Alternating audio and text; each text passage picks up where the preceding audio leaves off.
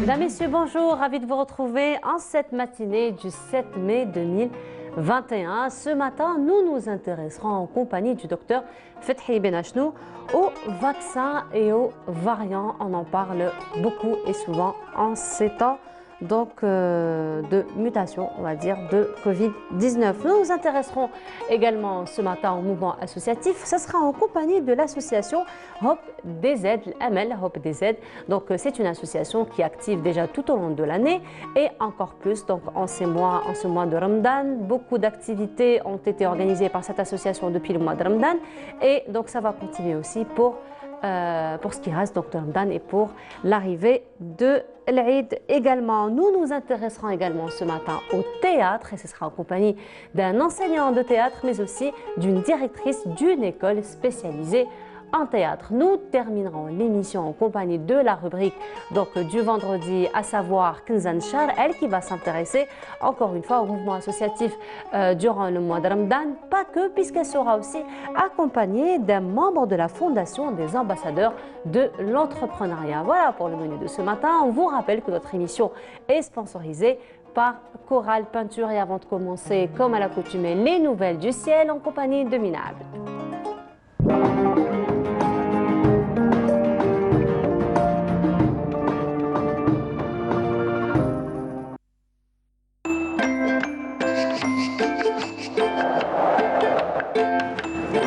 La météo vous est présentée par Mobilis. Mobilis, أينما كنتم. Bonjour Mina. Bonjour. Comment ça va? Ça va. Ça se passe bien depuis la semaine dernière? Oui. Avec Ramadan, ça y est, c'est la fin. C'est la fin, Il ne reste pas grand-chose. Tu as commencé à faire les gâteaux ou pas encore? Pas encore. Non, peut-être je vais commencer peut-être demain, tiens. Demain, oui. Demain, de toute façon, ce sera peut-être mercredi ou jeudi, l'Aïd. Mercredi ou donc, jeudi, on aura les gâteaux frichkés. Ouais. On aura les gâteaux frichkés. Tu as déjà une idée de ce que tu vas faire? Oui. Oui. Oui. Quelques idées? Tu as la clarienne, bien sûr. Oui. Oui, je peux table, on peut pas s'en J'adore. passer. Et macarotte. Et macarotte. J'adore. Voilà. De toute façon, on ne peut pas s'en passer le jour de l'Aïd. C'est tellement c'est pas léger. possible. Non, moi je me Puis c'est vois tellement mal léger. l'Aïd sans ça. C'est pas. Non. Ouais. Ça passe pas. En plus, j'adore ça. Je ne pense pas qu'il y ait une famille algérienne ou particulièrement algéroise qui pourrait s'en passer donc de tcharek l'Aïd et de le macarotte pendant l'Aïd. Voilà, jamais. C'est pas trop sucré. Donc. C'est pas très sucré, oui. C'est léger, surtout. Léger. Et c'est bon. Et c'est bon. Et c'est très bon. Effectivement. Puis même pour la conservation. Ça se conserve. Ça se conserve. Ouais. Voilà. Sans problème. Donc tu commenceras demain? Oui. Inch'Allah. Et toi? Aussi demain, pareil, je commencerai. Tu vas faire quoi? Alors tcharek macarotte. Ça c'est incontournable. Ça c'est incontournable. Copier-coller. J'irai peut-être vers mkhabbez ou peut-être vers pâte d'amande. Moi j'aime beaucoup la pâte d'amande. Moi aussi. Voilà. Mais voilà. Ce sera autour de cela, Benioun. Moi aussi, j'aime bien la pâte d'amande. Ok, d'accord. J'ai compris. Le message est bien passé. De toute façon, on passera l'Aïd ensemble, hein? Oui, on passera avec plaisir. Avec la pâte d'amande. Avec la pâte d'amande et tcharek l'Aïd et le macarotte aussi. Voilà. Tu vas pas nous faire oublier. Je te ferai pas oublier la pâte d'amande, ça c'est sûr. Je vais te le rappeler, t'inquiète pas. Certainement. Et puis on passera l'Aïd ensemble, hein? Avec plaisir. Inch'Allah. Oui. Inch'Allah. Surtout si ça sera jeudi. Surtout si c'est vendredi. Non, si c'est jeudi, voilà. Premier jour jeudi, deuxième jour vendredi, donc on sera certainement ensemble. Inch'Allah. Voilà. En caraco? En caraco, oui. Pourquoi pas? Pourquoi pas faire honneur donc à l'Aïd en tenue traditionnelle, oui. Bien sûr. Ce sera de quelle couleur? Je vais voir. Tu vas voir. Peut-être en blanc, peut-être en rouge. Ouais. C'est comme si j'avais le choix en fait. Bah oui, on a toujours le choix. On a toujours le choix. J'ai beaucoup de calakou en fait. Ah d'accord. Toutes les couleurs. Ah d'accord, tu seras bien coloré alors. Je sais pas quoi choisir. Tu seras bien coloré. Ah oui. Voilà, mais sinon, Mina, celles qui vont faire les gâteaux aujourd'hui, elles auront du beau soleil? Oui.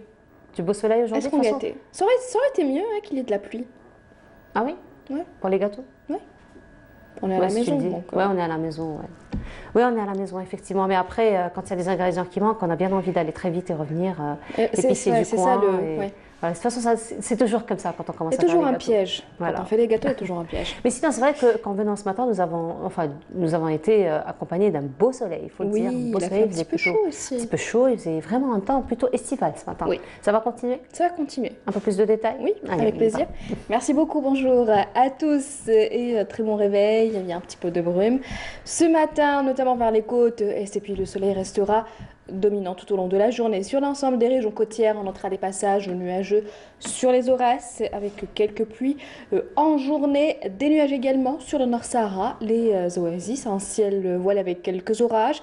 Vers l'extrême sud, le Gare, le Tassili et le Sahara oriental.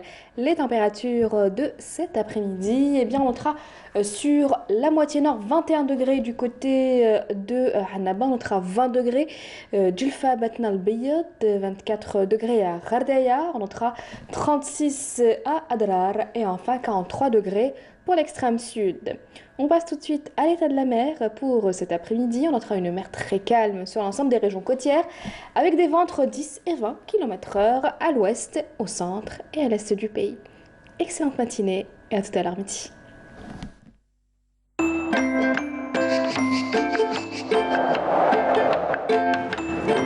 La météo vous est présentée par Mobilis. Mobilis, أينما كنتم.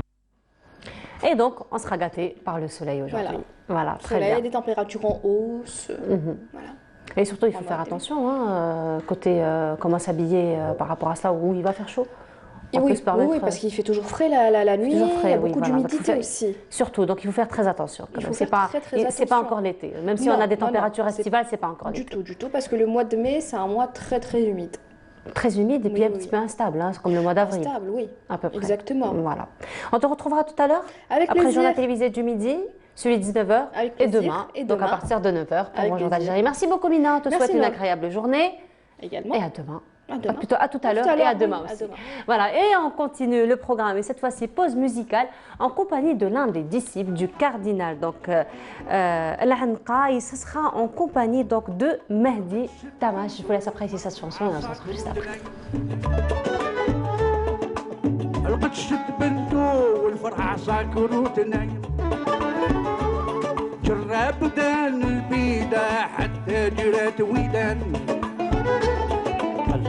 بحبها سالي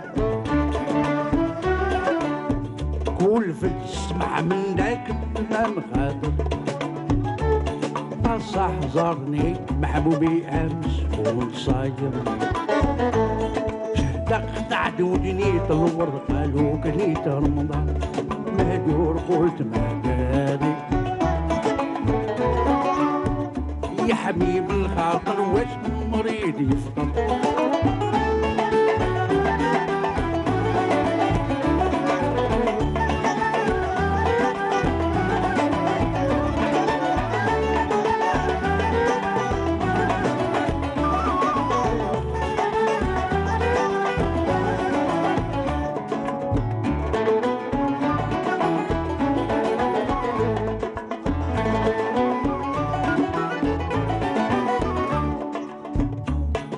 العشق والغرام فناني من الصوت عاد العشق والغرام فناني من الصوت عاد ترى نغيب ترى نحضر حتى تقول سكران في الحب هكذا حالي يرسلم يملم يستعدل صح زارني محبوبي امس كون صاير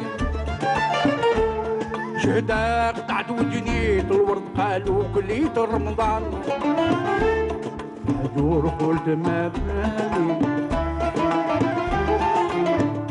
يا حبيب الخاطر وجه مريض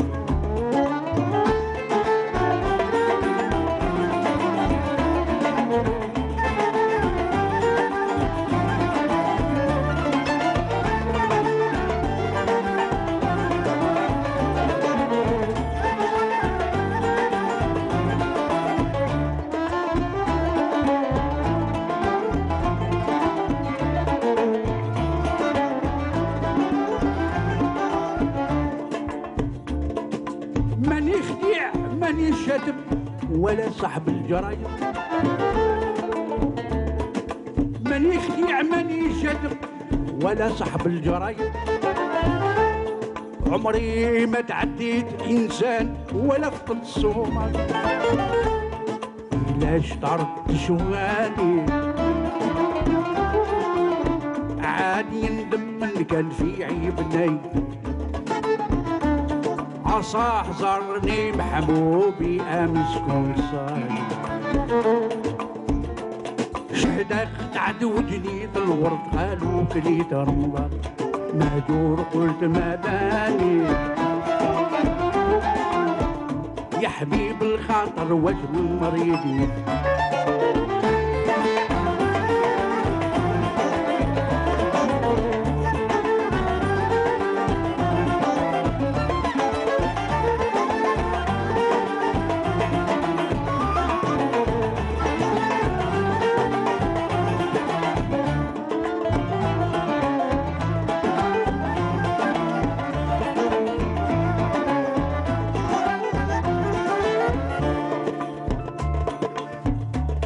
سميت القصيدة اللي دارت بالزولية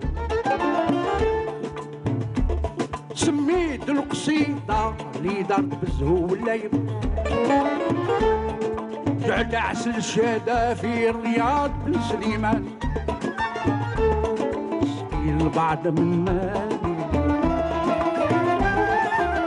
فاز يا عذراوي يا كاسر عصا حزارني محبوبي امس كنت صايم شهدا قطعت ودني الورد قالوا كنيت رمضان مهجور قلت مداني يا حبيب الخاطر واش مريضي سلي همومك من العشية تدري باشية. Et c'était Shahda Qata'at Wadni, Klit Ramadan, interprété par Mahdi Tamash. Comme je vous le disais, c'est l'un des disciples de l'Hajj Larhmou Al-Anqa. Vous savez, habituellement, quand il y a des transitions de ce genre et qu'on reçoit le docteur Fethi Ben Achnou, on s'échange quelques mots. Aujourd'hui, j'ai dit bonjour à l'Iskoutali. Ah, cher docteur aujourd'hui. Bien sûr, c'est Tamash docteur aujourd'hui. Que je salue. Et qui est hélas mahgour chouïa, on ne voit pas beaucoup et sincèrement chapeau pour Canal Algérie d'avoir transmis C'est ça fait le chapeau pour Canal Algérie. Là, ça, parce que je ne le vois pas. Aujourd'hui, j'ai vu Tamash, il n'est pas invité dans les émissions, il n'est pas dans les concerts. Et c'est ça quand je dis mahgour, c'est que alors que c'est quelqu'un de valeur au point de vue culturel, et vous voyez, regardez la diction, regardez la musique, c'est pas le tintamarre, chacun va montrer son instrument, il y a une déclamation d'un poème, et si vous écoutez le poème, les paroles, c'est quelque chose de merveilleux et formidablement interprété par Tamash. Vive Chabi. Vive Chabi, voilà. On reconnaît de toute façon quelques tonalités de l'Anqa Allah Rahmou. Oui, là aussi, c'est bien. Regardez, il y a quelques décennies, regardez, grâce à l'Anqa Allah Yarhamhum, Allah Yarhamou, il y a eu une production que l'on retrouve maintenant, qui est là, qui est présente. C'est pour ça qu'il faut les conservatoires, les classes, des écoles de musique, des écoles de musique, c'était un mécanisme de transmission et c'est sauvegardé. C'est ça qui est important. Alors que d'autres maintenant me parlent de fusion, me parlent de je ne sais trop quoi. Alors, ça a évolué aussi la musique. Hein. Non, je ne suis pas contre. Vous allez dire c'est le vieux schnob. Non, je ne dis pas ça. La vie musicale, théâtrale, culturelle, c'est une accumulation. Effectivement. Par exemple, maintenant, la 5e symphonie de Beethoven est merveilleuse. Et elle est reprise. Oui. Elle est reprise et il y a du nouveau. Mais si j'abandonne, on a dit non, Beethoven, c'est pas bon, c'est vieux. Il y a une modernisation, effectivement. Il y a une évolution et une modernisation. Évolution et modernisation. Mais sinon, et accumulation de trésors culturels. Voilà, mais sinon, docteur, l'évolution se fait sur tous les niveaux, même au niveau des virus, parce que même les virus évoluent. Oui. Même les virus se développent, ils mutent. Ils s'adaptent. Moi, je vais jouer. J'ai ramené mes jouets. Voilà. J'ai ramené mes jouets et pour expliquer les variants. Premièrement, Vous avez ramené des jouets pédagogiques. Pédagogique. La pédagogie, c'est le jeu et tout ça. C'est important. Et je remercie qu'en Algérie revienne sur les virus parce qu'on dit tout et n'importe quoi. Et je crois que vous êtes enseignante. Et la pédagogie, c'est la répétition. C'est quoi un virus? Premièrement, je vais aller vite. Un virus, il n'est pas tombé de Mars ou de Mercure ou gaz. Les virus, ce n'est pas avec le Covid-19 qu'ils sont apparus au niveau de la planète. Ça, c'est entre parenthèses. Vous savez que la plus grande peur, la plus grande protection des fusées qui partent sur Mars, qui partent sur la Lune, c'est de ne pas transporter le microbette, comme on dit, les microbes au sens très très large du terme. Donc, il vient, c'est chez nous, c'est-à-dire sur Terre. Les virus ont une physionomie, Le virus, le Covid, les coronavirus qui sont connus depuis longtemps, mais ils ont subi des évolutions. La preuve, le SRAS, tout ça, c'est la même famille. Et là, il était sous-Fedge, c'est-à-dire voyou, et là, il est devenu meurtrier. C'est pas lui qui est meurtrier. S'il voit une possibilité de vous tuer, il le fait. Les gens, maintenant, je ne comprends pas pourquoi ils disent on s'ennuie. Celui qui dirige le monde, maintenant, au point de vue santé, celui qui dirige le monde, c'est lui le maître du monde, c'est le virus. Le virus, il est fait comme ça, il est rond. Et ce n'est pas nouveau. Rappelez-vous du VIH, le virus du sida, tout ça. Qu'est-ce qui est dangereux? Dangereux, c'est ces petits trucs comme les épines, les oursins. Les oursins. Très bonne image, c'est des oursins. Là, c'est des oursins. Et qu'est-ce qui est dangereux et qu'est-ce qui pénètre dans le corps à travers la voie aérienne, parce que ça, c'est non visible, c'est ça ce qu'on appelle les spicules, les spikes. Pour faire anglais. Les spicules, c'est petits trucs de hérissons ou de oursins. Regarde. Donc, c'est tout un montage extrêmement complexe, dans le sens où il n'est pas vivant. Et là, en face, il n'est pas vivant. Regardez, ça, c'est différentes couches. Comment il est construit, de quoi il est composé. Les petites... ça ressemble à des fleurs jaunes. C'est elles qui sont les plus dangereuses. Comment? Il n'est pas vivant.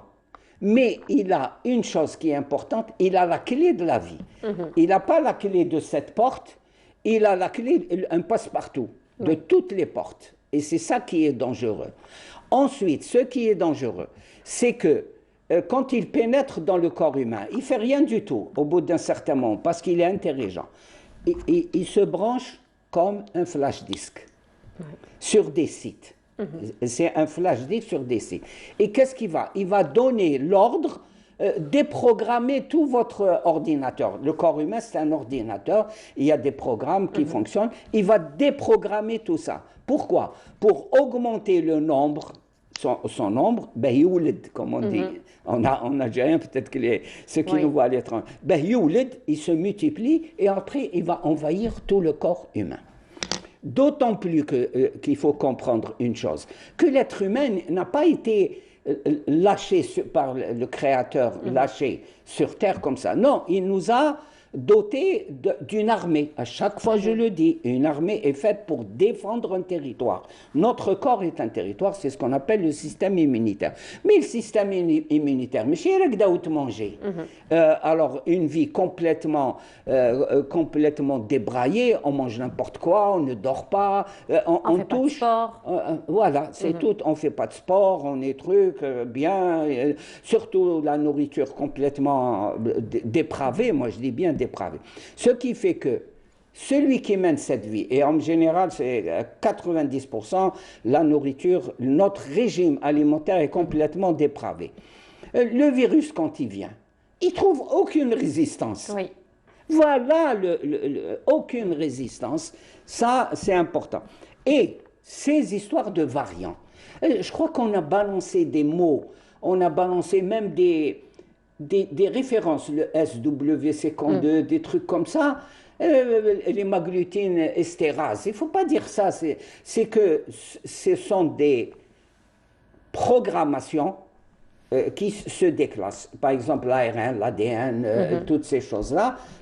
Mais qu'est-ce que ça veut dire? Ce virus n'est pas stable, il est diabolique. Et là, on va au Rubik Cube.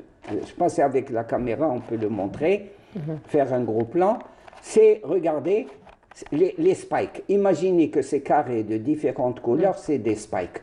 Et là, il peut changer, il peut se varier. Regardez, le bleu avec le jaune, voilà, le jaune avec le vert, tout ça. Et quand il change, quand on le mélange comme cela, chaque carré a ses possibilités. Il peut se mettre en mode, comment dirais-je, transmission rapide, c'est tout. Il peut, en transmission rapide, je sais ce que je dis, il contamine, il se déplace rapidement. Ces mutations peuvent être négatives, il n'y a rien du tout, elles ne provoquent pas. Mais ces variants, c'est ce qui naît, ce qui est produit après à cause d'une mutation, à l'issue d'une mutation. C'est deux choses dans les virus. La contamination est rapide, le déplacement du virus est rapide. C'est en fonction de quoi, docteur, que les virus mutent de cette manière? C'est sa nature. C'est sa fonction essentielle.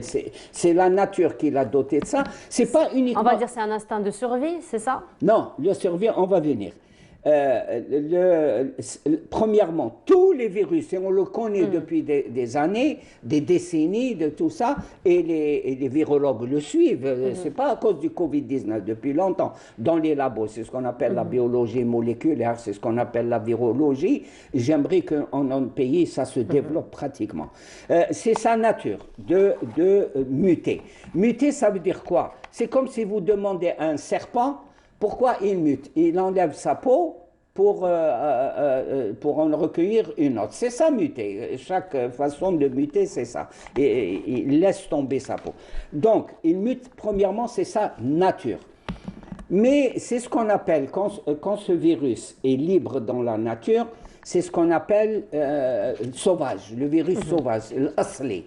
L'originel, et ça, on l'a vu avec la polio. Le virus de la polio, il se balade. Alors là, on n'a pas de doigt à présent, à ce jour. Hein. À ce jour. Il n'y a pas de doigt, il n'y a pas de médicaments. On entend, on balance vers la population des noms de molécules, de ceci, cela. À ce jour, il n'y a pas de médicaments. Quoique j'ai vu dernièrement un article où on promet une pilule, ça c'est sous toute réserve, je le dis, une pilule contre le coronavirus, le Covid-19, sous toute réserve. Mais à ce jour, il n'y a pas de traitement. Il y a un seul moyen, c'est de se protéger, contre...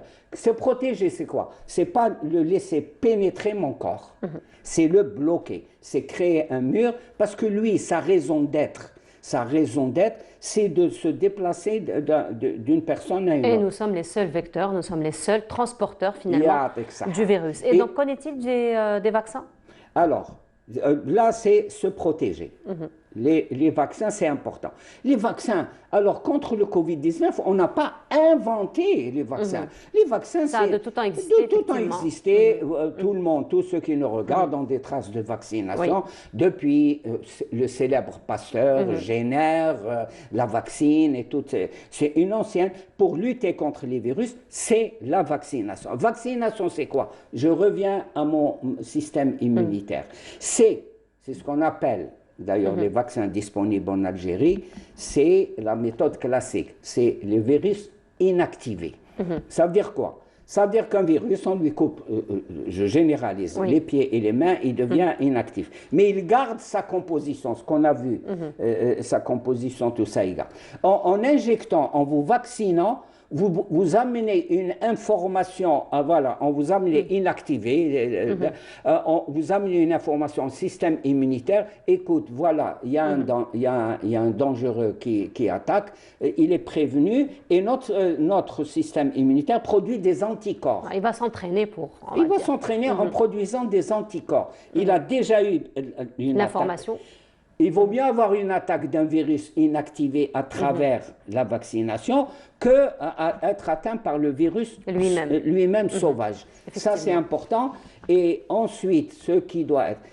Avec je vous dis les questionnements actuellement scientifiques. Attention, moi je parle en tant que médecin, pas de parasitage par d'autres. La chose maintenant, on ne sait pas face aux variants. Mais c'est pas qu'on ne sait pas, on se pose des questions.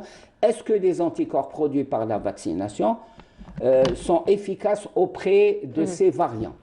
Il semblerait que oui, il semblerait que non, il semblerait que le pourcentage de protection diminue, parce que ça c'est important. Et pourquoi on dit qu'il faut... Ça c'est une connaissance depuis X ans, c'est une règle en matière de vaccination. Il faut vacciner 60 à 70% de la population pour qu'il y ait... le virus n'a plus, toutes les chaises sont prises. Donc il n'a plus où se développer. Et la vaccination est essentielle. Pour terminer, la vaccination, on y a pensé à cause des variants, c'est qu'on est en train de réfléchir, si ce n'est de produire, parce qu'on prend des problèmes à l'avance, de faire ce qu'on appelle les vaccins polyvalents, c'est-à-dire que dans la même fiole, on met 3 ou 4 variants, ou 5 variants. La preuve, ce n'est pas nouveau, parce que le vaccin contre la grippe saisonnière, on met 3 ou 4 variants du virus grippal. Donc, vous voyez que les choses évoluent. Et la seule, je veux clôturer sur ça, la seule actuellement en Algérie, vu les conditions, vaccination, bon, tout ça, j'espère que ça va s'accélérer. On ne vaccine pas en saupoudrant. Il faut vacciner le plus large possible, mais les conditions sont difficiles au niveau mondial. La seule façon, c'est de se protéger, respecter. Et là, il faudrait insister, respecter scrupuleusement les mesures barrières. Il faut expliquer aux gens, il ne faut pas leur dire il faut porter un masque. Il faut expliquer. Se laver les mains, ça c'est pas nouveau, c'est ancien. Éviter les rapprochements physiques avec les gens, ça c'est lié à la nature du virus. Et on ne peut pas protester contre le virus. Le virus, c'est lui qui gère le monde actuellement. Voilà. Merci beaucoup. J'y ai été. Merci beaucoup, docteur. Mais il faut dire aussi que quand il y a une crise comme ça, on se focalise beaucoup sur cette crise et on oublie un petit peu ce qui se passe autour. Parce qu'aujourd'hui, il n'y a pas que le coronavirus qui tue. Il y a aussi un autre virus qui tue, on va dire, plus que le coronavirus. Ce sont les accidents de la route, docteur, il faut le dire. N'est-ce pas? Particulièrement donc, en ce mois de Ramadan où la vigilance donc, va baisser. Allez-y, très rapidement. Les accidents de la route, ce n'est pas une pandémie. Les accidents de la route, c'est volontaire. C'est une pandémie sociale. Voilà, c'est volontaire. C'est l'inconscience des gens. Voilà, effectivement. Et justement, donc, c'est Rilas Ould Hamouda qui s'est intéressé à ce sujet auprès d'un collectif, d'un groupe justement qui travaille très bien sur terrain. Docteur, il s'agit du groupe Infotrafic. Donc, ils ont leur page sur Facebook pour dénoncer justement ces mauvais comportements au niveau des autoroutes, au niveau des routes, au niveau donc, des ruelles. Aussi, c'est Rilas Ould Hamouda qui les a suivi. Je vous propose de voir ce reportage. On se retrouve juste après.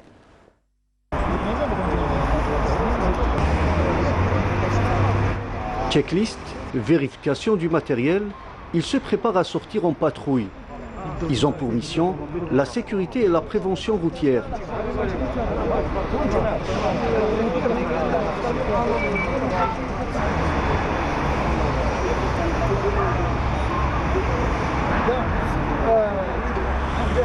Infotrafic Algérie. Leur histoire a débuté en 2015 sur une page Facebook. Aujourd'hui, l'association se déploie à travers les routes. Des bénévoles qui circulent de jour comme de nuit avec leurs propres véhicules et qui peuvent intervenir à tout moment. Et durant ce mois sacré du Ramadan, l'équipe ITA redouble d'efforts.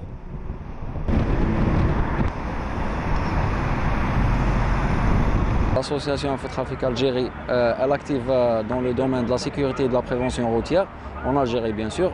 Au début, on activait sur les réseaux sociaux, notamment Facebook, Instagram, Twitter et tout. Depuis 2 à 3 ans, on est devenu une association Donc l'association maintenant, elle peut activer sur le terrain. On fait durant le mois de Ramadan ainsi que durant toute l'année, on fait des patrouilles d'assistance routière, des patrouilles qui sont équipées de secouristes, qui sont bien sûr de tout matériel, qui font bien sûr la tournée sur la wilaya d'Alger, bien sûr sur 2 autres wilayas. Aussi, ils font la sécurité et de la prévention routière. On sécurise les périmètres avant l'arrivée de la protection civile ou des services concernés. Afin d'être plus efficace et réactive, l'association Infotrafic Algérie utilise l'application Zello, téléchargeable sur tablette et smartphone. Un moyen de communication qui permet aux membres ITA et à ses bénévoles d'être informés en temps réel sur le trafic routier, l'état des routes et certains comportements imprudents des usagers de la route qui peuvent mettre en péril leur sécurité et celle des autres. Après une longue journée, سمعيت شوية كي كنت جاي حبيت شفت هنا شفت هاد البلاصة زيرت فيها باش روبوزي بقاش كي كنت نسوق تما سوقاني ديموندي شي كونسونطراسيون وانا كي بديت نعياك شغل حبيت نريح خير افونسي شوية دخلت تاع دريد حسين لا دخل لي قبل تاع لوبيطال ادخل تما كان لي تاع تريح تما ان شاء الله وتوصل بخير وعلى خير ان شاء الله لدارك هكذا خونا بارك الله لوطوروت الي تري دونجوروز لا بونداري ديرجونس معناتها الرواق الاستعجالي مخدوم غير المتوقف الجد ضروري وكي توقف ديما دير حسابك شعلي فو دو 3 ساعات feu de triomphe ou تعس روحك toujours. Comme vous avez vu tout à l'heure, on intervient sur des gens, des fois il y a des arrêts un peu sortant de l'ordinaire. Comme tout à l'heure, on avait vu quelqu'un qui était arrêté sur la bande d'arrêt d'urgence parce qu'il était fatigué, il voulait dormir. Donc bon, c'est un fait très bénéfique, c'est quelque chose de bien. Sauf que l'endroit où il s'est arrêté, il était dangereux. Donc on lui a fait remarquer ce qu'il a fait, il était bien. Il a préféré prendre un temps de repos que de causer un danger à la voie publique. Mais l'endroit où il s'était arrêté, il était pas bien. Donc on l'a orienté vers l'endroit idéal pour s'arrêter. C'était une heure de repos.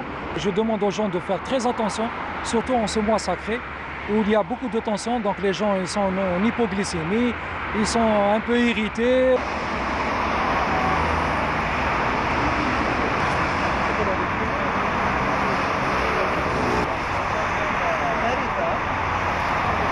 On a fait que nos unités ils activent durant les 3 dernières heures avant Adan al-Maghreb parce que durant les heures à demain, on a remarqué qu'il y a beaucoup d'accidents, des gens qui prennent des risques juste pour arriver à temps, disons, pour l'iftar. Alors on passe le message aussi, soyez très vigilants parce que les accidents de la route durant la dernière heure de l'iftar sont vraiment en train d'augmenter de jour en jour. Désormais, les interventions de l'association Infotrafic Algérie ne concernent pas uniquement la wilaya d'Alger. ITA est également active au niveau d'Oran, Mostaganem, en attendant d'atteindre les autres régions du pays.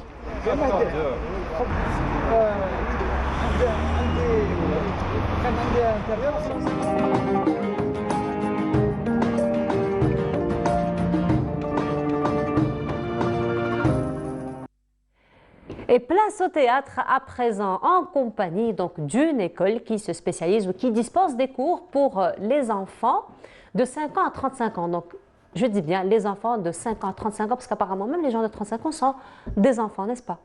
Tout à fait. Tout à fait. Oui. Oui, ils sont toujours enfants. Ceux qui ont plus de 35 ans, ça, il y a Rahaf qui le disait. Bon, j'aurais aimé être encore enfant, mais bon, on ne me donne pas l'occasion ce matin, hein, finalement. Et on reçoit donc pour parler de théâtre ce matin Faiza Ben Allawa, vous êtes gérante de l'école de théâtre, n'est-ce pas? Bonjour, marhaba bik. Bonjour. Et parmi nous également Amin Medbouhi, qui est lui enseignant professeur de théâtre. Marhaba bik. Merci, bonjour. Bonjour. Alors, avant de commencer un petit peu de parler de théâtre, des valeurs, un petit peu du programme que vous dispensez un petit peu aux jeunes, aux enfants, même ceux de 35 ans qui viennent vous voir, n'est-ce pas? Donc, l'école. Alors, est-ce que donc c'est une école de théâtre, mais quelles sont les autres activités aussi que vous proposez aux enfants, aux parents Alors, c'est une école de formation et d'enseignement artistique. On propose des formations professionnelles, des formations artisanales et des formations linguistiques. pour enfants ainsi que pour adultes. C'est diversifié. Oui. Et pour le côté artistique, on a des cours de peinture, des cours de théâtre, des cours de musique aussi, des cours de dessin. Et pour les petits-enfants, on a des activités de Montessori. Ah, sympa. Oui, des cours d'oral d'anglais. C'est ça. C'est à peu près ça. Donc c'est assez diversifié comme activité. On a plein de créneaux, plein d'activités. Vous existez depuis quand? C'est très récent, depuis le mois de mars. Depuis le 20 mars, donc Oui, c'est nouveau. tout récent. Alors justement, l'activité théâtrale, qu'en est-il de l'activité théâtrale auprès des gens qui viennent vous voir? Donc est-ce que les gens s'intéressent au théâtre? Qu'en est-il du théâtre?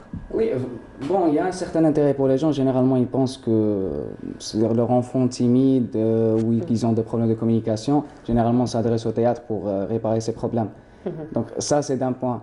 Mais il y a toujours l'aspect négatif où les gens, c'est-à-dire assistent de moins en moins aux pièces de théâtre ou là, au festival, etc.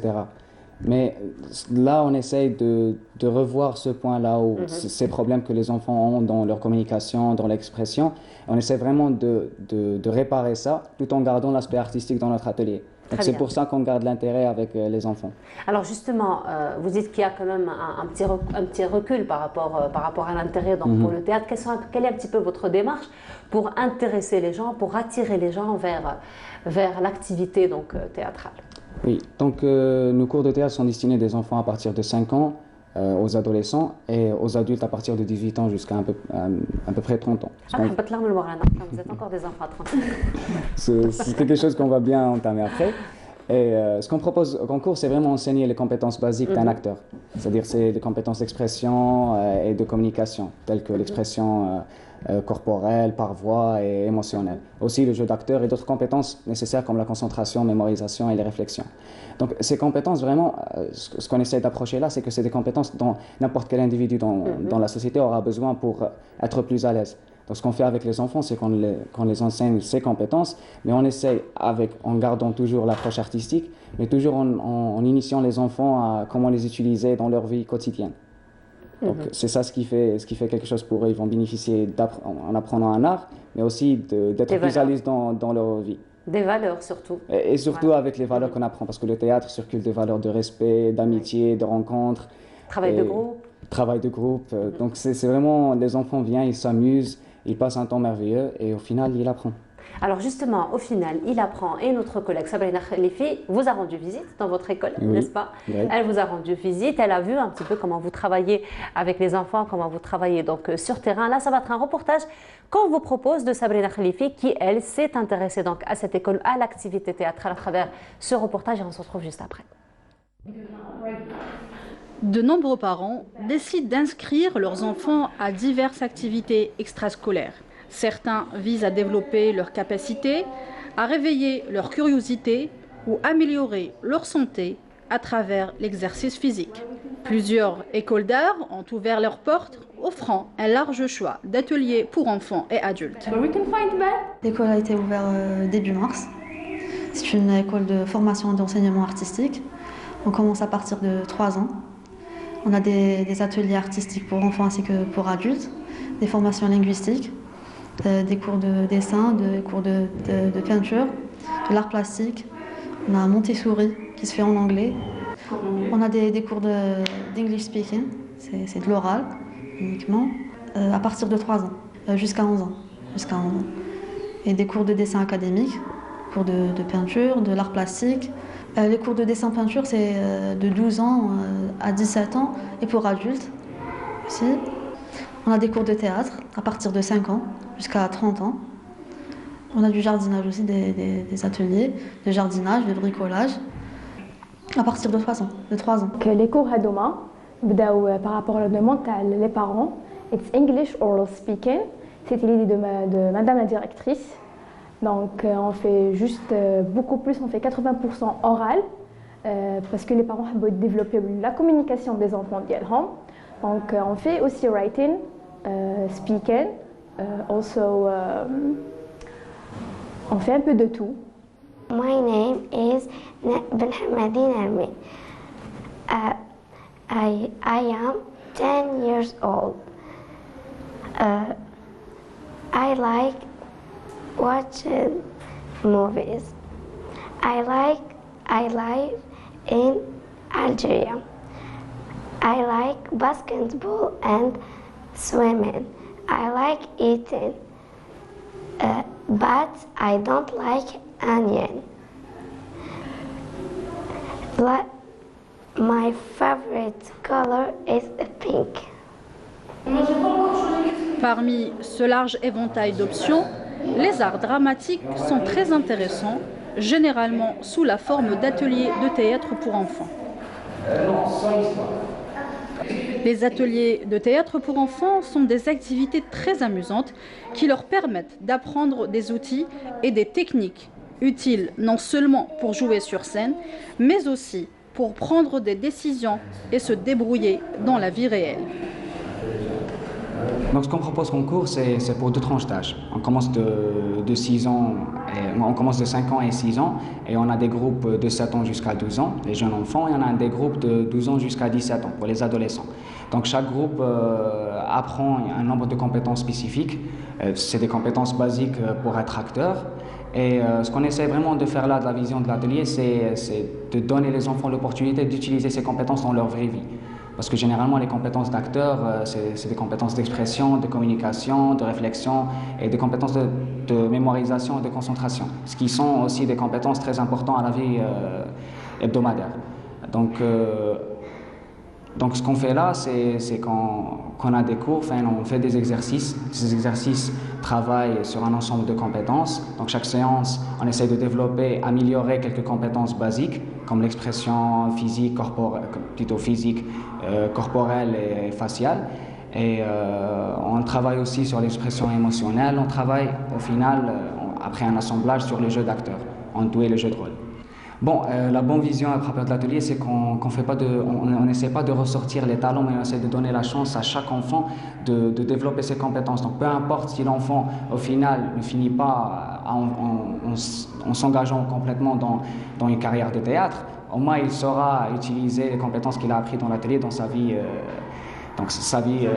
Oui, exactement. Et c'est ça vraiment le but initial du théâtre. C'est à travers cette vision qu'on essaie vraiment de propager cet art, parce que ceci, c'est d'une grande importance, surtout à la société algérienne maintenant. On trouve pas mal d'enfants qui sont très timides, qui ont du mal à s'exprimer. Même il y a des adultes et des adolescents qui ont des problèmes dans leur interaction de chaque jour. Tout au long des ateliers, les enfants développent différentes compétences. Ils obtiennent un maximum d'avantages tout en s'amusant.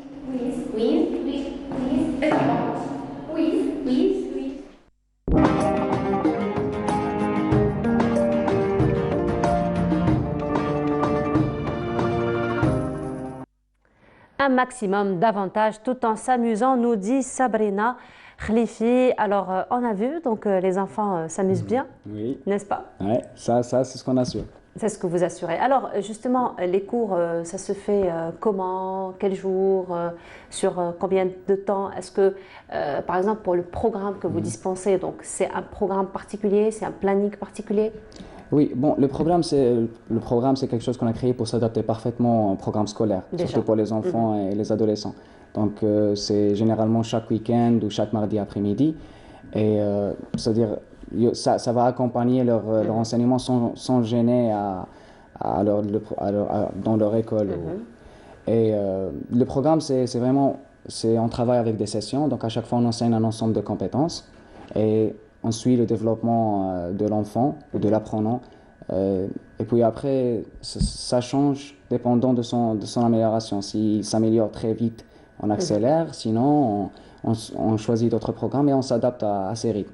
Alors justement, j'allais vous poser la question, vous me tendez la perche par rapport au développement rapide de l'enfant. Donc vous sentez finalement que les enfants se développent rapidement, qu'ils s'adaptent rapidement, parce que là, vraiment, ce sont des personnages qu'on incarne, carrément en théâtre. Et les enfants, c'est connu, c'est très innocent, c'est très spontané. Donc leur demander de jouer un rôle, d'imaginer un rôle, ça devrait être peut-être gênant, difficile pour eux, donc ils s'adaptent facilement? Bon, l'idée, c'est ce qu'on fait, c'est-à-dire qu'on ne va pas penser à l'enfant pour faire des trucs en finalité, mais c'est qu'on commence avec l'enfant très doucement. On commence en lui donnant, parce que l'atelier est riche en matière imaginaire. Effectivement. Donc, c'est à travers ça qu'on va nous-mêmes enrichir l'enfant avec son propre imaginaire, mais ce qu'on va proposer comme matière. Et là, l'enfant, il va doucement commencer à faire des trucs. Comme récemment, on a commencé à créer des histoires, où l'enfant, ils vont utiliser des histoires, c'est-à-dire ils vont créer toute une histoire entre eux, c'est-à-dire un travail collectif. Et c'est eux qui vont créer cette histoire? Oui. Voilà, donc finalement, autre chose aussi comme valeur, c'est carrément développer l'imagination de l'enfant. Exactement, ça c'est un point très essentiel. Et ce que l'enfant fait, c'est qu'on apprend l'enfant un travail collaboratif. Donc une histoire, donc chacun va proposer un début, une problématique, la fin, une finalité, des personnages. Et en collaborant, ils vont créer toute une belle histoire qui est leur propre produit. Et j'imagine que vous êtes à chaque fois agréablement surpris. L'imagination de l'enfant n'a pas de limite. Ça c'est vrai, c'est le point le plus merveilleux à propos de ce que je fais, c'est que ça me fait énormément plaisir de voir comment le rendement que les enfants peuvent donner. Parce qu'ils sont pleins d'énergie, ils sont pleins d'imagination et des fois ils sont juste spectaculaires. Mais sinon, Amine, vous-même vous êtes très jeune, hein, donc, en tant qu'enseignant de théâtre. Donc comment vous êtes venu dans ce monde théâtral? Bon, j'étais membre d'un atelier de l'association La Grande Maison de Mohamed Dib et j'étais enseigné par le chef d'atelier Abdelkader Chilbi, d'ailleurs que je salue, que je remercie énormément pour ce qu'il m'a appris. Et c'est-à-dire, on a eu un certain processus où on a passé par toute une formation d'acteur, préparation d'une pièce de théâtre, la mise en scène, jusqu'à présenter le produit final. Et c'était ce processus qui m'a inspiré, qui m'a changé en tant que personne. Et je voulais vraiment redonner l'opportunité que j'avais pour des enfants, parce que ça pourrait être d'un plus pour eux. Et ça pourrait vraiment les aider à s'améliorer ou même changer leur vie complètement. Effectivement, changer leur vie complètement. Alors, Faiza, dans ce sens, justement, parce qu'il y a quand même beaucoup de travail qui se fait, un beau travail qui se fait, donc on est agréablement surpris à chaque fois, comme nous le disait Amine, par l'imagination des enfants. Donc, quel est un petit peu le devenir après de tous ces stagiaires, de tous ces apprenants qui viennent vous voir? Est-ce que vous comptez par la suite, par exemple, organiser des spectacles, les faire participer à des festivals? Qu'en est-il un petit peu de leur devenir? On compte faire des pièces théâtrales vers la fin de la formation. Donc organiser aussi, donc ça va être un spectacle de fin d'année? Exactement, tout à fait. Et c'est Amine qui va s'en charger? Oui, généralement avec chaque atelier, c'est-à-dire en fin d'atelier, on a toujours des projets de fin d'année, mais aussi on va aussi organiser des sorties pour des théâtres, pour que les enfants puissent avoir une vraie expérience. Il va aussi peut-être la possibilité d'avoir d'autres formateurs dans le domaine de, je ne sais pas, dans un technicien de théâtre ou peut-être un technicien de son, etc. pour vraiment connaître les autres métiers, d'autres métiers de théâtre, exactement. Pour les métiers qu'on ne connaît pas. Exactement. Donc pour que l'enfant puisse être enrichi par une expérience théâtrale pleine. Pleine et complète surtout, générale. Ouais. Voilà, parce que c'est vrai que dans le théâtre, on ne voit que les acteurs. N'est-ce pas? On voit que les comédiens, mais après tout le travail qui se fait en amont, qui se fait, on ne le voit pas, donc les techniciens, entre autres. Oui, c'est ça. Et c'est vraiment, l'enfant devrait vraiment se noyer dans l'environnement pour pouvoir voir tout. Parce que même un technicien, il va ajouter quelque chose et voir comment tout se fait, c'est intéressant pour l'enfant. Parce que c'est ça la raison qui peut intéresser l'enfant pour faire du théâtre et pour continuer comme ça. Mais sinon, pour cette formation, est-ce que c'est une formation comme toute autre formation que l'on connaît, qui obéit à des niveaux particuliers, ou c'est juste un programme comme ça déterminé que vous dispensez aux enfants? Bon, ça, ce qui est intéressant à propos de notre atelier, c'est qu'on n'essaie pas de ressortir les talents, mais de donner la chance à chaque individu de pouvoir développer, améliorer les compétences. Parce que certes, d'un premier pas, on enseigne le théâtre, mais d'un point très important, ce qu'on fait, c'est vraiment d'enseigner les compétences basiques d'un acteur. C'est des compétences, comme j'ai bien expliqué bien avant, que n'importe individu en a besoin.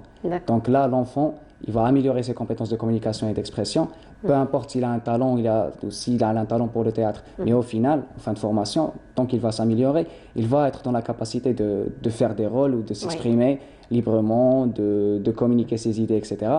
Et il va pouvoir être dans la position pour être un acteur de théâtre. Voilà. Donc, il n'a pas besoin de talent.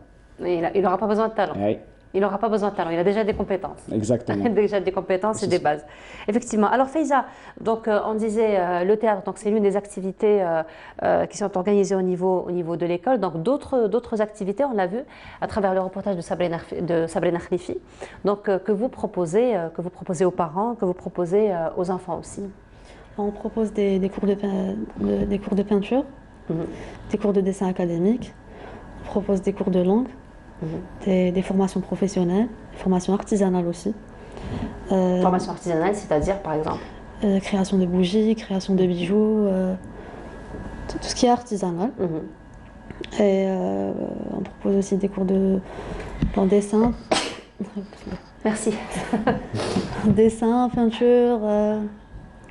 Qu'est-ce qu'on a d'autre? On a des. Donc finalement, ce sont des formations un petit peu qui se complètent. Hein, oui. Donc dessin, théâtre, peinture, les langues. Oui. Voilà, donc finalement, ça se complète. Voilà, très bien. Merci beaucoup d'avoir été parmi nous ce matin. On vous souhaite une très belle continuation, n'est-ce pas? Et puis donc le spectacle, plutôt le spectacle de fin d'année, ce sera pour fin d'année. Pour fin d'année, c'est-à-dire fin d'année, ça peut être juin, ça peut être juillet, ça peut être décembre. Hein, donc, oui, ça sera à peu près à partir de septembre jusqu'à décembre, donc la dernière saison de l'année. Très bien, merci beaucoup. On vous souhaite très beau succès, très belle continuation. Donc on rappelle, Faiza Bennallawa, vous êtes la gérante d'une école d'enseignement artistique dans laquelle vous proposez des cours de théâtre. Amine Medbouhi, vous êtes enseignant en théâtre. Donc merci beaucoup d'avoir été parmi nous ce matin. Et on continue notre émission et cette fois-ci, ça va être un reportage que nous vous proposons. C'est Feri Al-Hamdi qui s'est intéressé à ce sujet puisque vous le savez, la dernière semaine de Ramadan, les 10 derniers jours généralement de Ramadan, ce sont les journées où on se prépare pour l'Aïd. Donc on fait les achats pour l'Aïd, que ce soit donc sur le plan des habits, des vêtements pour les enfants, les nouveaux vêtements, mais aussi pour préparer les gâteaux. Et là, donc, il y a une effervescence, une grosse effervescence au niveau donc, des supermarchés, au niveau des magasins, au niveau des rues, des ruelles. Et c'est la raison pour laquelle il faut doubler donc, de vigilance. Donc, qu'en est-il de ces soirées ramadanesques et le respect donc, des mesures barrières par rapport à la situation sanitaire la situation sanitaire liée au Covid que nous sommes en train de vivre en ce moment. Donc, c'est Feri Al-Hamdi, quand je vous disais, qui s'est intéressé à ce sujet dans ce reportage et on se retrouve juste après. Alger Centre, il est 22h. Les Algérois investissent les rues, retrouver ses proches, discuter, partager un thé. Un moment fidèle à l'esprit du Ramadan dans ces quartiers d'Alger. صفقة bien bon شغل غير نفطروا كل واحد يعيط لواحد باش نتلاقاو بوان دو روبير واحد ومن بعد نروحوا ندوروا شويه ونلعبوا ونديفوليو شويه في الثاره حتى تلحق كوفغو فو. انا جيت من طروطه مدن ضفري جيت من تماك نحو شويه على خاطرنا ندوروا شويه خير من قاعدين ما عندنا ما نديروا السهرات ريح في الحومه نديفوليو شويه. انا مع التراويح بدايه نزيدوا مع الدومين في الصلاه هذا ما كان. Mais le constat est sans appel. Le port du masque et la distanciation physique ne semblent plus être d'actualité. Un relâchement est nettement constaté ces derniers temps, au moment où notre pays enregistre une recrudescence remarquable des contaminations du Covid-19. Si on descend, c'est juste pour rencontrer les voisins. ولاد الحومة هنايا. هذا ما كان papoter jusqu'à minuit. Minuit, c'est la maison. Le confinement, bon, dès qu'on a un peu de temps libre, on descend, Nous l'avons rencontrée. Elle, c'est Nedia, fabricante de glace artisanale. Nedia, cette femme qui travaille jusqu'au soir, nous raconte son quotidien et ses mesures prises face à ce virus. Après 15 jours de Ramadan, les gens ont envie un petit peu de prendre des produits un peu plus sucrés. Bon, c'est vrai qu'on a l'habitude de manger qalb al-lawz, toutes ces choses-là, le makrot et tout ça pour les fins de soirée. Mais là, on a envie de quelque chose d'un peu plus frais, on a envie de goûter plusieurs parfums. Donc ça se passe très très bien. Donc les produits glacés se vendent bien, les gens aiment tout le temps. Le masque, les barrières, la distanciation sociale, c'est primordial. Le nettoyage avant et après chaque passage pour chaque client, on n'a pas le choix. Puisque bien sûr maintenant on connaît très bien la situation sanitaire avec les nouveaux variants qui arrivent, qui débarquent et on est obligé de faire très très attention. Voilà. Il faut tout de même rester vigilant et respecter les gestes barrières pour limiter la propagation du Covid-19.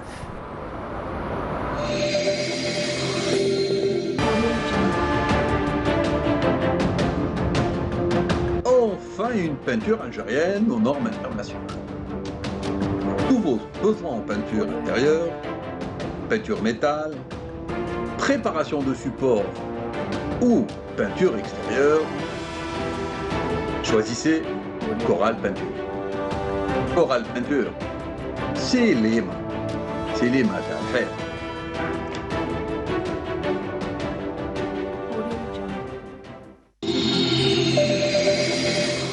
Et de retour sur le plateau, comme je vous le disais ce matin, nous allons parler du mouvement associatif en compagnie de l'association Amal Hope des Aides, une association qui est active tout au long de l'année et particulièrement le mois de Ramadan. Donc nous recevons ce matin la présidente de l'association, Mariam Laribi. Bonjour Mariam. Bonjour, bonjour. Alors Mariam, ce matin, n'a pas de voix. Elle est complètement une extinction de voix due à une fatigue extrême, n'est-ce pas Mariam? Exactement, tout à fait. On a tout un programme spécialement pour le mois de Carême. C'est le programme humanitaire et caritatif. D'abord, bonjour tout le monde. Et on vous entend très bien Mariam. Ben voilà, j'imagine. Donc voilà, dans la réalisation de nos programmes humanitaires et caritatifs, et spécialement le programme du mois de Ramadan, le mois de Carême, ben c'est le programme Kurchou, qui contient plusieurs opérations, y compris le plus grand chapiteau en Algérie, à la PC de Bab el Oued, à la placette. Il faut dire que ce n'est pas la première fois que vous faites ça, Mariam. Vous l'avez même fait en plein période de Covid-19, lorsque le Covid donc, a battu en plein l'année dernière. On vous a reçu d'ailleurs pour parler de ça. Très actif sur terrain, Mariam. Tout à fait. Tout en respectant le protocole sanitaire et la distanciation physique et tout. Donc, on a pu mettre pour cette année le plus grand chapiteau El Marhaba ou Khaymat El Marhaba. C'est plus de 1500 mètres carrés à la placette Kitani. On reçoit jour plus de 1400 personnes pour qu'ils rentrent leur jeûne dans le chapiteau. Donc on reçoit des familles, on reçoit des personnes sans abri, des personnes qui travaillent le moment de ftor, voilà. Donc c'est ce qu'on est en train de faire en parallèle à d'autres opérations. Donc la première opération qu'on a commencée bien avant Ramadan, une semaine avant Ramadan, c'était Koufet el-Baraka, donc Koufin el-Baraka, où on a distribué les koufins au profit des démunis, et des familles et aux zones d'ombre. Et après, on a entamé le plus grand chapiteau El Marhaba, c'est à Bab el Oued, donc dans sa 3e édition. Et il y en a d'autres opérations, Inch'Allah, qui vont venir dans la dernière semaine qui nous reste pour Ramadan. Alors, on va en parler justement pour les prochaines actions que vous allez faire, particulièrement avec l'approche de l'Aïd. Mais sinon, pour revenir un petit peu à votre travail au chapiteau que vous avez donc lancé, vous avez dit c'est la 3e édition, on se rappelle très très bien de ce chapiteau pendant le Covid, donc vous avez travaillé dur, vous continuez à y travailler. Et justement, notre caméra s'est déplacée au niveau de votre chapiteau et c'est Sofiane Hamoudi qui s'était déplacée dans ce reportage. L'association Amal Jazair Hope des Aides organise durant tout le mois du Ramadan une table de rupture du jeûne qui s'intitule Marhaba, une initiative visant à aider les familles démunies en ce mois de Ramadan à travers l'ouverture d'un restaurant pour la rupture du jeûne. Sous le chapiteau de 1500 mètres carrés, accueillant plus de 1000 personnes par jour à la place Kitani avec la mobilisation de plusieurs bénévoles. On reçoit à jour plus de 1200 personnes pour Iftar Saïm à l'intérieur de cette Khayma. On prépare d'abord le matin les achats, tout ce qui est achats, tout ce qui est légumes, épices, tout. On commence la préparation et les préparatifs avec le chef. On a un traiteur chef Addad qui vient chaque jour de Boumerdes via Bab el Oued, vu que notre cuisine est à Bab el Oued Kitani, la placette Farhani. Donc on commence les préparatifs. Après avoir établi une liste des produits à acheter, les produits de première nécessité sont acheminés vers la cuisine. Le menu est tracé par le chef cuisinier.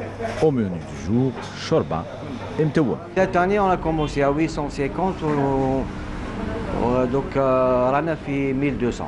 L'équipe, mashallah, والناس اللي راهم يجوا ياكلوا فرحانين وانا نجو كاع شغل فاميليا الصباح من 8:30 حتى جوسكا مينوي ونطيبوا لهم مليح كل يوم نديروا لهم بلا والله ياكلوا خير من ديارهم. نخدموا مع الشيف كويزيني تاعنا في الليل يعطيني لا ليست تاعو واش يسحق واش لازم له كاع باش نخدموا لاجور واش نخدموا غدوه من داك يعطيني لا ليست تاعو غدوه من داك نديبلاسيو حنايا نروحوا نريكولتيو الخضره واش يدوموندينا تما واش يعطينا في لا ليست تاعو تاع لاجور. Il est 18h, c'est l'heure de dresser les tables. Les bénévoles sont déjà à pied d'œuvre. Parmi eux, une petite fille de 12 ans au sein de cette association. Elle a pour rôle d'être aux côtés de son papa, chef cuisinier. أنا عدد نسرين بنت الشيف محمد نجو كل يوم لهنايا باش نعاونوا في الجمعية هوب دي زاد في الكوزينة وفي شابيتو نجو نخدموا معاهم هنايا باش نفطروا صائمين وصحة فطوركم صحة رمضان. Cette année c'est la troisième fois اللي نخدموا اللي نديروا un mouvement هكذا في رمضان. Et c'est la deuxième fois اللي نديروا un grand chapiteau هنايا في كيطاني والحمد لله كم chaque année ينجح الناس يجوا عندنا ياكلوا يفرحوا. C'est notre but. Tous viennent profiter d'un repas chaud et d'un petit moment de convivialité, rendu possible grâce à la générosité des Algériens et au grand cœur des bénévoles.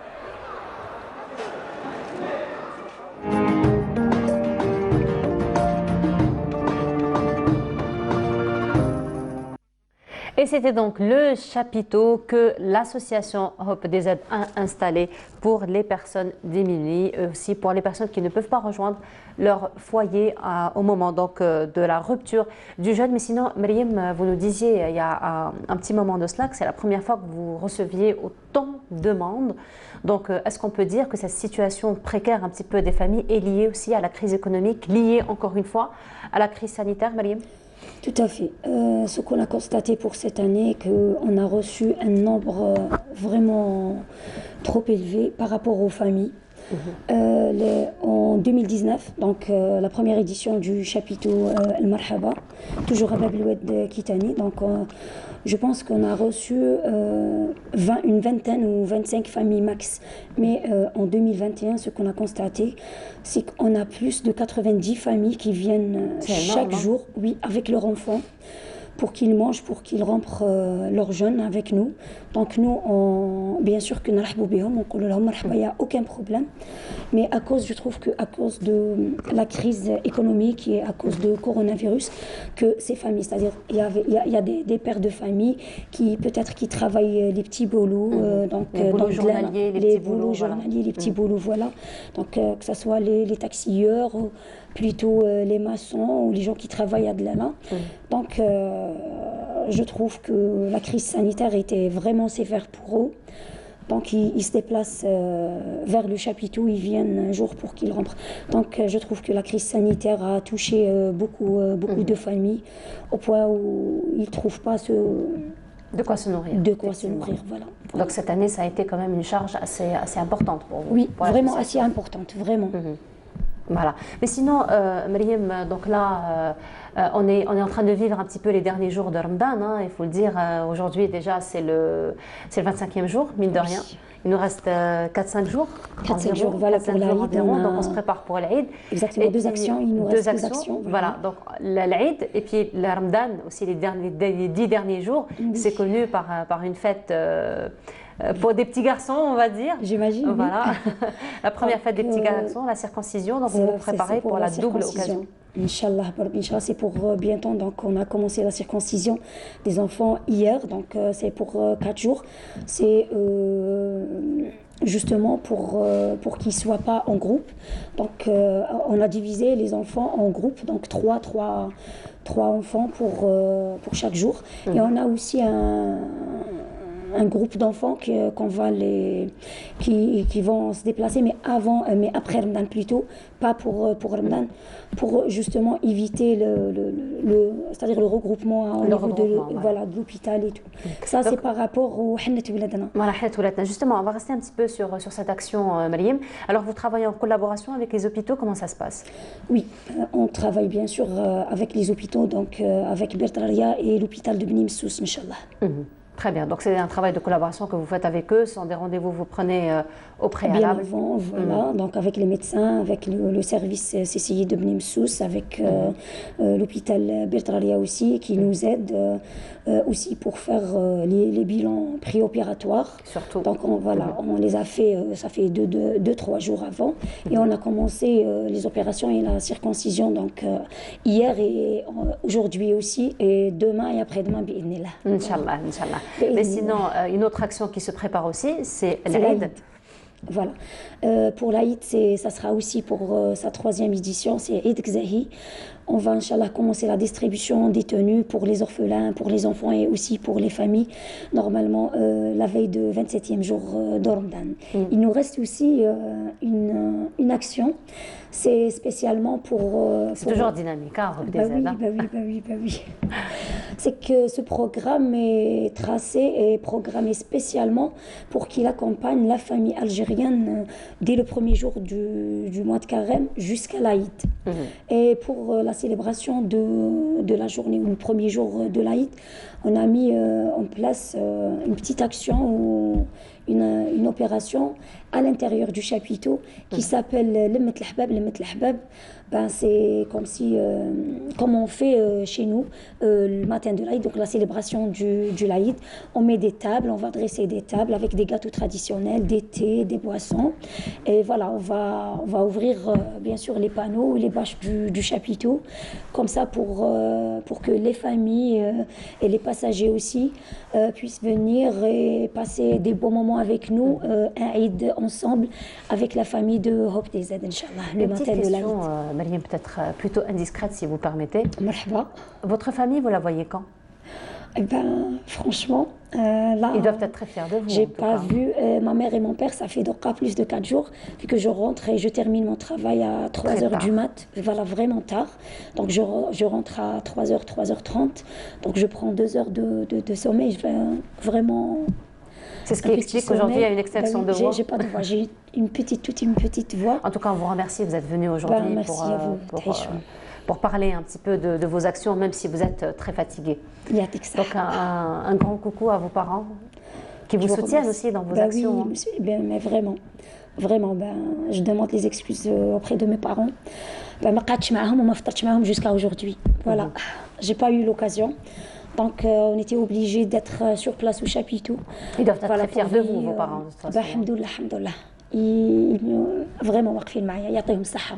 Alhamdoulilah, surtout que les actions que vous faites donc auprès de ces personnes qui sont dans le besoin, particulièrement en cette crise économique, en cette crise sanitaire, est quand même très important. Donc vous avez commencé la distribution, donc vous avez déjà fait la collecte des vêtements pour l'Aïd. La distribution, ça va se faire? Donc on a commencé la collecte, ça fait même pas une semaine. Donc on a préparé d'abord la liste des enfants et tout. Après, on est passé à la collecte, voilà, des vêtements avec les importateurs et avec aussi les grossistes des vêtements. Voilà. Donc on va commencer, Inch'Allah, la distribution dès demain ou après-demain, Inch'Allah. Inch'Allah. Merci beaucoup, Mariam. On vous souhaite une très belle continuité, une très belle... Qu'est-ce que je pourrais vous dire? Bravo pour tout ce que vous faites. Aussi, bravo pour tout ce que vous faites. Merci beaucoup d'avoir été parmi nous ce matin. On sait que vous êtes très fatigué, vous allez partir d'ici, vous allez directement travailler au chapiteau, à la cuisine d'abord. Voilà, après, ensuite, on va y aller au chapiteau, Inch'Allah. Inch'Allah. Rabbi qadderkom, et puis très belle continuation pour tout ce que vous faites. Et bravo pour tout ce que vous faites. Merci beaucoup. Mariam, Aïdik Moubarak. Aïdik Moubarak. Je souhaite aussi Aïd Moubarak, Inch'Allah, Ramadan بصحة ولهنا والعاقبة لكل عام إن شاء الله. نطلبوا من ربي إن شاء الله يرفد علينا هاد البلاي كورونا ان شاء الله العام الجاي يلقانا بخير وعلى خير صحه عيدكم aussi. Inch'Allah. Merci beaucoup Mariam. Donc je rappelle Mariam Laribi, vous êtes la présidente de l'association Amel El Jazair Hope des Aides. Nous restons dans le mouvement associatif. Donc la solidarité chez l'Algérien est très connue, particulièrement dans des moments difficiles, que ce soit pour le mois de Ramadan, que ce soit pour la Ouachar ou encore la situation difficile que nous sommes en train de vivre en ce moment. Et cette fois-ci, ça va être un tour du côté de Ouergla que nous vous proposons en compagnie de l'association Barahim El Khair qui se trouve, comme je vous le disais, à Ouergla, qui elle aussi donc a fait beaucoup d'activités, beaucoup d'actions en faveur donc, des personnes dans le besoin. Donc, depuis le mois depuis le premier jour de Ramadan jusqu'à présent, c'est Farhat Mouzaoui justement qui s'est intéressé à cette association. Pardon, je vous laisse découvrir. On se retrouve juste après. En ce mois sacré du Ramadan, beaucoup d'associations activent pour permettre aux jeûneurs de rompre leur jeûne dans une ambiance chaleureuse. Durant cette épidémie, bien dans le cas exceptionnel de Covid-19, l'association Salah Bel Khair organisait des réunions pour créer des projets et des activités durant cette épidémie. Le plus important, c'est le panier de Ramadan. On a déjà organisé 1500 panier de Ramadan en collaboration avec l'association Fitien Al Khair. On a déjà organisé le projet de Ma'idat ou bien Iftar As-Saim au profit des passagers et des visiteurs de Wilaya de Ouargla en respectant le protocole sanitaire de Covid-19. L'association Sanabil Al Khair active tout au long du mois sacré pour permettre à cette catégorie de population de prendre un repas chaud et aussi complet que possible. كما أن العمل الجمعوي الخيري هو فضاء لاستقطاب مجموعة من الشباب الناشطين في المجتمع لملء فراغهم وكسب مرضات الله سبحانه وتعالى. المجال الجمعوي الخيري كما تعلمون هو مجموعة من الأفراد والمنظمات الناشطة في مجال فعل الخير ومساعدة الأيتام والفقراء والمعوزين بأي طريقة من الطرق كتقديم أدوية وأغذية ومساعدات مادية ومعنوية. Quant au plat, c'est avec soin que les femmes bénévoles de Ouargla les préparent. Ensuite vient le moment de la mise en place des tables et répartir la nourriture pour que les jeunes, le moment de l'Adhan, servent les passagers dans une ambiance de fraternité et de convivialité. نتمنى من جميع الشباب الانخراط في العمل الجمعوي الخيري لما فيه الخير والصلاح ونتمنى الدعم المادي والمعنوي من جميع المحسنين والخيرين. L'association Sanabil Al Khair fête son premier anniversaire. Pour ses fondateurs, c'est plus qu'une réussite. Avoir le nombre de gens qui bénéficient de cet élan, c'est l'impression d'un devoir accompli. Et pour encourager les jeunes, on leur offre des cadeaux, afin de les remercier pour leur effort durant ce mois sacré. نحن براعم جمعية سنة بالخير في مشروع قفة رمضان لجمع تبرعات ويبدأ هذا المشروع من أول رمضان حتى لنهاية رمضان وقمنا أيضا بإفطار الصائم. قمنا بجمع تبرعات لقفة رمضان وبعدها قسمناها بمراحل ودفعات وبعدها بدأنا بأول يوم من رمضان بمشروع إفطار الصائم. L'association organise aussi une soirée où elle a invité tous les membres de l'association dans une ambiance chaleureuse pour les remercier pour tous les efforts durant ce mois sacré.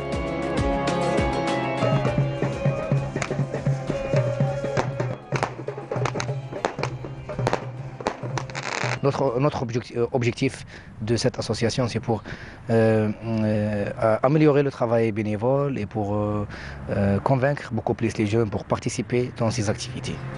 Chaque année, le mouvement associatif est très actif. Pendant le mois sacré, notre vœu serait de voir cet élan de solidarité et cette envie de bienfaisance continuer pour que la frange nécessiteuse de la société continue à en bénéficier.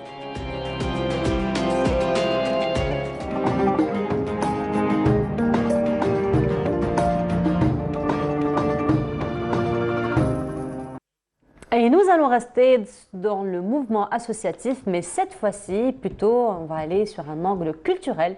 Et ce sera en compagnie de Kenza Nchar. Bonjour Kenza. Bonjour Nour. Comment vas-tu depuis la semaine dernière? Ça va, alhamdoulilah. Alors Kenza, il faut dire aussi, elle est vraiment impliquée profondément dans le mouvement associatif, n'est-ce pas? Donc bientôt l'Aïd, Kenza, bientôt il y a beaucoup de choses qui se font en ce moment. Exactement, bientôt la fin du beau mois béni de Ramadan. Donc si tu veux, c'est le dernier souffle. C'est le dernier souffle. C'est le dernier souffle du mois. Malheureusement, et puis aussi, alhamdoulilah, cette année a été une année qui était assez difficile pour tous. Mais alhamdoulilah, avec la solidarité du citoyen algérien. Et puis tu es entrepreneur? Évidemment, évidemment que c'est de futurs entrepreneurs, Inch'Allah, parce que justement c'était encore une expérience très importante cette année, vu qu'avec toutes les difficultés financières auxquelles nous avons été confrontés, auxquelles les associations ont été confrontés. En plus de ça, cette année, les bénévoles, c'était des étudiants, donc ils ont leur examen, ils sont encore en cours, donc voilà, et malgré ça, ils ont réussi, finissent à 13h, ils viennent au laboratoire pour cuisiner, donc quand il s'agit de solidarité Kenza, l'Algérien, il faut le dire, ne ménage aucun effort. Aucun effort. Il faut le dire. Aucun effort. Et aussi, alors, pour la chronique d'aujourd'hui, nous allons parler un petit peu de justement où l'Algérien ne ménage aucun effort pour la culture. Et donc, pour ça, nous allons parler de deux différentes initiatives, mais nous avons alors un engagement citoyen, mais aussi une organisation où nous avons le président de cette belle organisation, qui est très bien organisée d'ailleurs, comme un management participatif qui est très prononcé au sein de cette organisation. Alors, c'est Algerian Youth Ambassadors, donc c'est la fondation des ambassadeurs, donc il va nous expliquer un petit peu le lapsus entre ambassadeurs officiels et officieux. Donc avec nous avons le président de Algerian Youth Ambassador, donc c'est Salah Haddin Tiyar, un jeune dynamique qui va nous présenter un petit peu cette fondation. Donc justement, pour commencer, quelle est un petit peu cette différence entre ambassadeurs officiels et les Youth Ambassadors? Merci Kenza et bonjour à nos chers téléspectateurs de Canal Algérie en Algérie et même à l'étranger. Alors, Algeria Youth Ambassadors, ou bien le concept de Algeria Youth Ambassadors, c'est quoi la différence entre un ambassadeur et un jeune ambassadeur? En fait, l'idée c'était, après nos participations à l'étranger, lors de nos représentations de l'Algérie à des différents événements, forums dans plusieurs pays, on a dit que nous, les jeunes leaders, l'élite de l'Algérie, on a le rôle de l'ambassadeur dans cet événement-là. Très bien. Et l'idée, elle est venue comme ambassadeur ça. De l'Algérie, des valeurs algériennes, de la culture algérienne. Voilà, parce que l'objectif de nos participations, c'est de défendre les valeurs et les valeurs de l'Algérie à l'étranger, et même promouvoir l'Algérie à l'étranger. Et c'est presque le même rôle de l'ambassadeur. Officiel. Et il faut souligner aussi que même dans les organismes tels que les Nations Unies, l'Union africaine, il y a un siège officiel pour la société civile, en parallèle avec le siège officiel de l'État. Et même après le UN 75 Declaration, c'était le sondage de la 75e anniversaire des Nations Unies. Dans cette déclaration, le secrétaire général des Nations Unies a déclaré que les Nations Unies vont donner de l'espace, de la place, plus pour les jeunes et d'autres stakeholders, tels que les hommes d'affaires, les médias, et que ça ne reste pas juste l'État, les représentants de l'État. Donc justement, alors suite à cela, vous avez créé carrément une fondation qui a été créée en 2018. Exactement. Donc qu'est-ce que fait concrètement la fondation Algerian Youth Ambassadors? Alors l'idée de cette fondation a été créée en 2018. C'était lors de nos participations. On a participé presque partout, en Amérique, en Europe, en Asie et même en Afrique.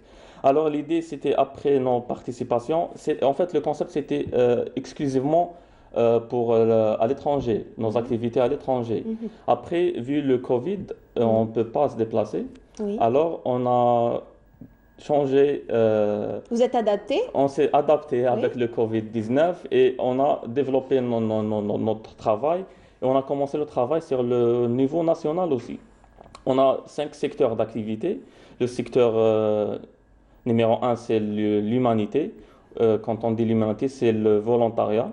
On vise à développer le volontariat en Algérie parce qu'on sait qu'il y a deux types de volontariat, le volontariat amateur et le volontariat professionnel. On essaie de ramener ce nouveau concept en Algérie. Aussi, le deuxième secteur, c'est le secteur scientifique, le troisième académique, le quatrième social et le cinquième culturel. Très bien. On a commencé notre travail sur le niveau national vers fin 2020, début 2021, et on a visité presque 14 wilayas. Donc justement, quand vous dites on a commencé notre travail, qu'est-ce que vous faites? Est-ce que c'est des conférences, des workshops, un encadrement? Qu'est-ce que vous faites exactement pour les jeunes membres de votre organisation? Ok, alors la fondation Algeria Youth Ambassadors possède maintenant environ 300 membres. En Algérie, presque presque donc tous des Algériens, évidemment. Tous des Algériens, la loi bien sûr. le stipule, 1206 des associations. Voilà, oui. Exactement. Et aussi, il y a des membres à l'étranger. Par exemple, on a des membres en Angleterre, en Russie, en France, en Afrique du Sud. Ce sont des Algériens. Très bien. Tels qu'on les voit sur les photos. Voilà. Ces photos, c'est lors de la distribution des cartes. Des cartes de membership cards lors de notre visite. Par exemple, cette photo est à Stigda. Oui. On s'est déplacé vers 14 wilayas pour rencontrer nos membres. En fait, c'est beaucoup plus encadré. Sur le niveau national, c'est pour encadrer les jeunes, l'élite, les jeunes leaders algériens, pour les former et ensuite pour soit être actifs. On est déjà actifs sur le niveau national, malgré quelques mois de notre début, et aussi pour les préparer pour les prochaines participations à l'étranger. Donc, c'est-à-dire, de manière très simple, est-ce que vous les préparez, par exemple, comment ils doivent s'habiller, qu'est-ce qu'ils doivent dire à l'international, comment est-ce qu'ils s'inscrivent dans ces différentes initiatives, pourquoi est-ce que vous encadrez? Alors, pour être honnête, la Fondation, vu notre engagement à l'international, on reçoit... Et votre expérience aussi. Voilà, l'expérience. On reçoit trop d'opportunités, soit d'organismes onusiens, par exemple le siège des Nations Unies à New York, soit par d'autres partenaires de société civile à l'étranger, soit des universités et même parfois des ministères, des gouvernements, par exemple, soit des gouvernements en Afrique ou bien en Europe. Alors, le rôle c'est de les encadrer, les préparer et aussi porter la meilleure image de l'Algérien à l'international et porter les valeurs de l'Algérie. Voilà, parce que quand on participe à l'étranger, on représente l'Algérie. Tout à fait. Alors, c'est très délicat. On pay a lot of attention to this. Vous portez une très grande attention à cela. Alors, c'est ça notre rôle pour les participants membres qui veulent participer à l'étranger. On a déjà participé même en ligne, par exemple en décembre 2019, on a participé au Forum international du volontariat, c'était en ligne et grâce à notre fondation, l'Algérie, elle a été la première délégation en nombre de participants. On était environ 250 participants membres de la fondation qui ont participé à ce forum qui a été en ligne. Avant, il y avait seulement 7 en 2018 et en 2019 on était 14 participants. Alors c'est ça l'avantage de sharing opportunities, de partager les opportunités avec les membres et avec les jeunes Algériens. Salah, si vous permettez, vous avez parlé donc de votre participation à un forum donc, de volontariat. En ligne, donc quand on parle de volontariat, on voit beaucoup plus des actions sur terrain, n'est-ce pas? Tout à fait. Alors, quel a été l'objet un petit peu de votre participation, d'autant plus qu'on parle de volontariat? Voilà, parlons du volontariat. J'ai déjà abordé le sujet du professionnalisme dans le volontariat. Dans ce forum, c'était dédié spécialement pour les participants, pour les encadrer et les former. Par exemple, il y avait des formateurs, par exemple des volunteer centers, ce centre qui forme les volontaires qui participent à des événements majeurs dans le monde, par exemple la Coupe du Monde, les Winter Games, les skills, World Skills, par exemple les sommets là où il y avait des délégations officielles. Alors le forum c'était beaucoup plus pour former et pour encadrer les participants et aussi pour faire transmettre que vous êtes volontaire, vous avez l'ambition d'être volontaire, mais il faut suivre ces règles. Alors c'était ça l'objectif de ce forum en ligne. Même en 2018 et en 2019, on a participé en présentiel. C'était des workshops, des formations pour les jeunes participants. Parce que un forum, c'est pas pour faire du volontariat, mais pour se développer les compétences, les skills, comme on dit en anglais, to develop your skills in this specific field.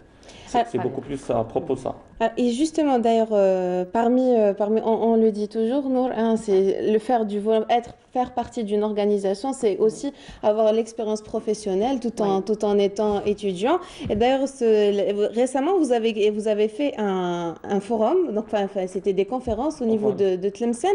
Vous aviez carrément parlé de diplomatie culturelle. Donc, qu'est-ce que c'était exactement, chose qui est très importante actuellement?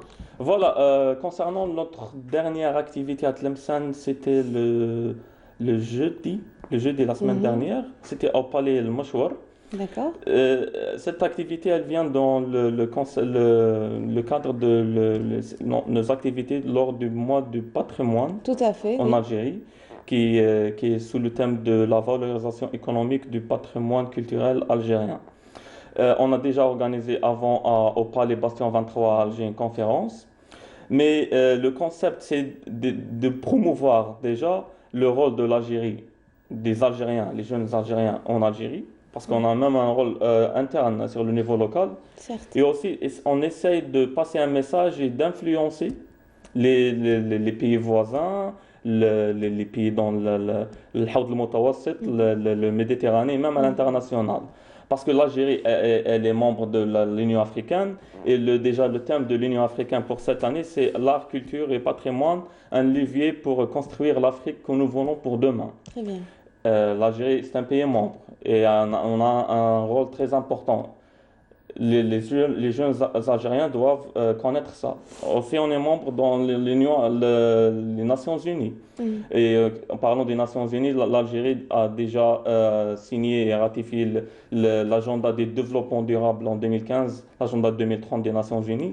Et parlant de culture et l'héritage, on voit que l'ODD, l'objectif de développement durable 11, qui parle de ville et communauté durable. La cible numéro 4, c'est renforcer les efforts et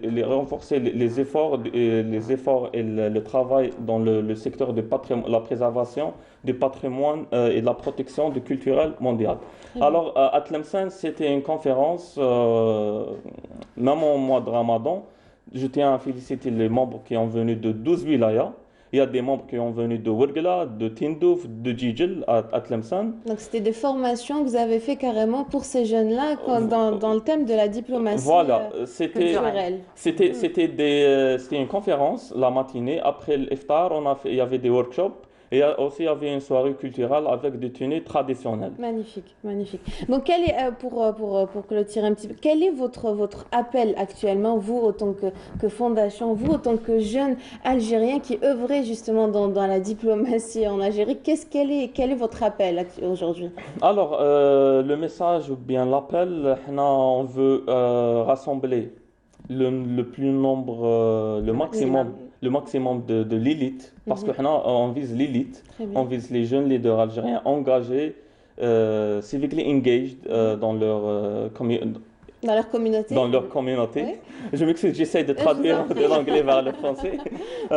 On essaie de rassembler les jeunes leaders qui sont engagés, soit dans des associations, des clubs scientifiques, des étudiants à l'étranger, pour créer un network, un réseau solide.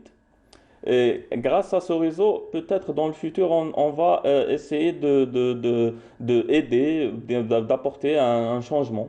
Parce qu'on parle maintenant de changement, le tahrir, mais le tahrir, je pense qu'il doit se passer par des individus. Voilà, tout à fait. À small groups, des groupes. On doit faire rassembler des petits groupes de jeunes leaders pour essayer de contribuer pour le bien de l'Algérie. Le message, on cherche de l'accompagnement, parce que si on parle de la diplomatie, c'est un peu lourd, c'est de la responsabilité. Effectivement. On veut être accompagné, on veut être soutenu par exemple les ministères des Affaires étrangères, le ministère de Jeunesse et Sport, parce que si on part participer, par exemple, moi, je respecte et je connais bien la politique externe de l'Algérie, je connais bien les valeurs de l'Algérie. Peut-être d'autres jeunes qui n'ont pas assez d'expérience, peut-être ils seront influencés à l'étranger et peuvent nuire à l'image de l'Algérie à l'étranger. Parce que c'est très important d'être accompagné, surtout dans les forums, les participations à l'étranger. Aussi, je pense c'est tout ce qu'on a besoin et j'appelle les jeunes leaders à rejoindre la fondation. Justement, sur la page Facebook Algerian Youth Ambassadors qu'on a vu défiler. En tout cas, on vous souhaite tout le succès pour tout ce que vous faites et puis bravo surtout pour ce que vous faites parce que l'Algérie, un État, ce n'est pas que les frontières terrestres, mais c'est aussi ces jeunes à travers le monde. Voilà, il faut pas aussi, surtout, faut pas laisser la place vide à l'étranger, à l'international, parce qu'il y a des pays voisins qui sont bien représentés à l'international. Notre rôle, c'est de structurer bien la participation des jeunes Algériens à l'international. Et Inch'Allah, la Fondation a reçu l'invitation par le Forum international de Saint-Pétersbourg International Economic Forum, qui sera Inch'Allah au mois de juin. On espère bien, voilà, on espère bien qu'on peut participer malgré que les frontières sont fermées. Alors bravo pour tout ce que vous faites. Justement, on vous souhaite une très belle continuation dans tout ce que vous allez entreprendre. Kenza, merci beaucoup d'avoir été parmi nous ce matin. On rappelle, tu étais avec ton invité Salah Eddine Tiar, qui est membre donc, de la Fondation des ambassadeurs de l'entrepreneuriat. Merci beaucoup d'avoir été parmi nous ce matin. Et on arrive à la fin de notre émission. Merci beaucoup de nous avoir suivis. On vous souhaite une très agréable journée à tous. Quant à moi, je vous retrouverai avec un très grand plaisir demain, Inch'Allah, à partir de 9h. Au revoir. يا ساقي قم في الزود